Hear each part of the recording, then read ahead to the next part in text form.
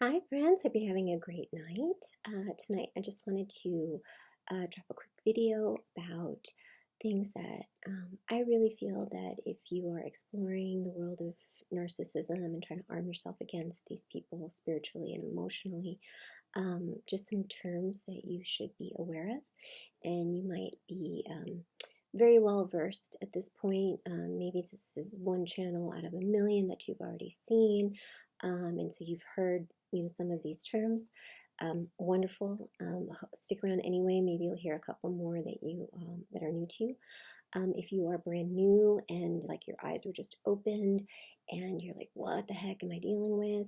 This is going to be a great video for you to kind of get your bearing and figure out where to start, what to explore, and that will lead you down a path, hopefully, of getting more and more information so that you can protect yourself, protect your heart, and not take things personally.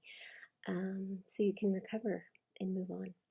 So, first thing I want to bring up to you guys is the difference between a covert and an overt narcissist. So, covert, just real quick, is going to be somebody who's sneaky, you don't know. There's going to be a lot of just backhanded insults, a lot of gossip, a lot of things that you don't know that they hate you. You don't know that they are angry, and you don't know about the rage. You just think that you're dealing with somebody who might be a little needy, might guilt trip you.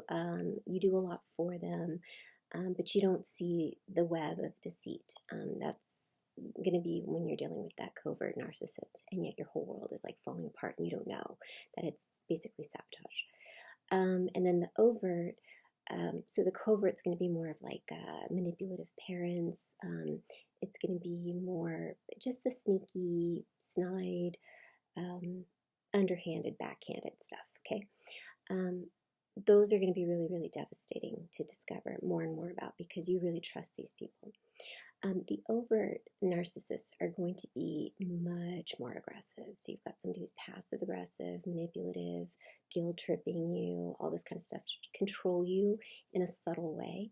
And the overt narcissists are going to be the ones that are just like, for sure they're trying to control you. You're going to see a lot of the rage, narcissistic rage. Go ahead and Google that one. Look on YouTube for videos on narcissistic rage. It's not just getting upset with you, it is on a whole nother level. So, yeah, so the overts are going to, think about like just significant others that are very controlling, loud, physically overbearing. It doesn't have to be guys, it can be girls too. Girls can be very aggressive and very mean. So, guys out there watching these videos, I've got your back. I believe you. And yeah, so covert and overt narcissists. Then you want to definitely look into toxic narcissistic rage. Okay, they'll give you plenty of examples so that you know that when you're crying and you're just like this puddle of just emotions and just devastated, and they're like, oh, you're such a crybaby. It was nothing. It was just a fight. You can go back and hear other people's stories and say, like, that's not normal. I'm being groomed to think that this is normal and this was just a fight or just an argument, but this was way over the top. So those are really good ones to start off with. You also want to make sure that you are looking into gaslighting. Gaslighting, triangulation, look up the narcissist and their money, the narcissist and your money. They love, love, love your money.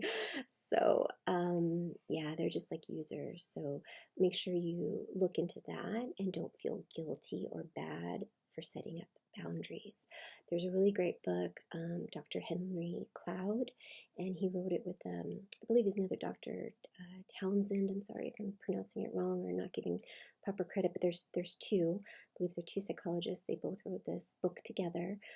Dr. Henry Cloud and I'm going to say Dr. Townsend, and it's called Boundaries, and it gives lots and lots of examples of how these kinds of manipulative, controlling people, overt and covert, how they manipulate their family members. So it's a really great one, and it also might offer you a little bit of reassurance to trust your gut.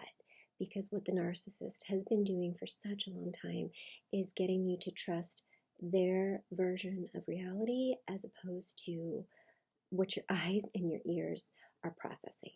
And that gaslighting.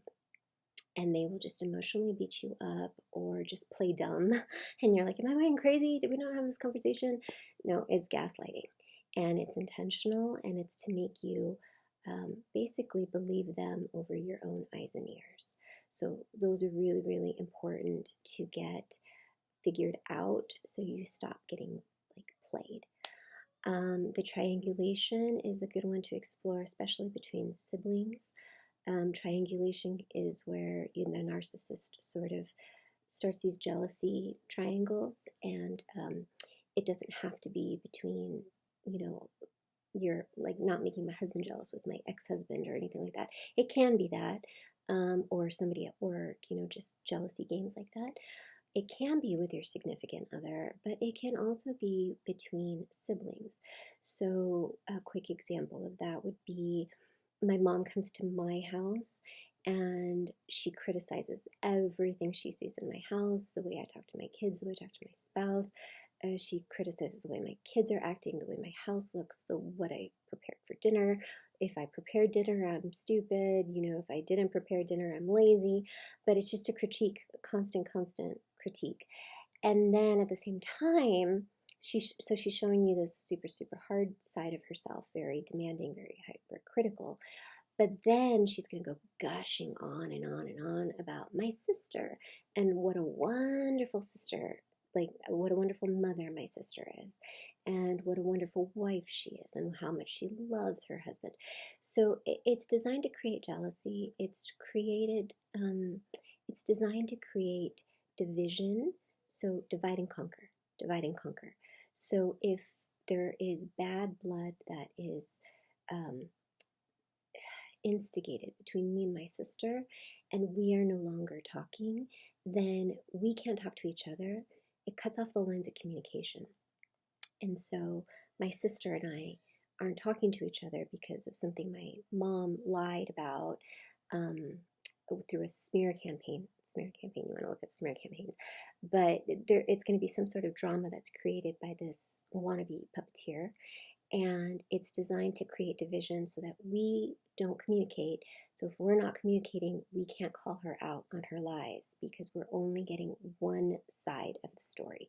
And the one that's left with all the control and all the information and just trying to be a puppeteer is the narcissist.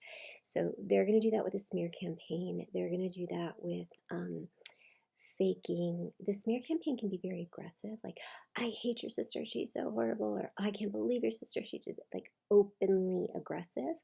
Or it can be quietly sneaky aggressive with fake concern.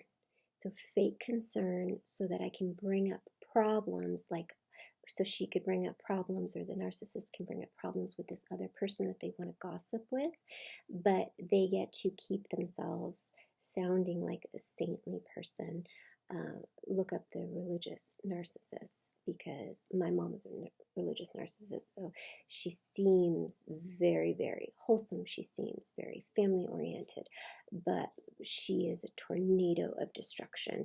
She is the ultimate home wrecker, coming through to trying to create division between myself and my husband, between my sister and her husband, between my adopted sister and my adopted sister's husband, between the children. She just destroys families, and yet gives off the, vibe of being concerned, and I don't know what to do, and she doesn't listen to me, but don't tell her I told you because she'll be so angry, and you know her temper.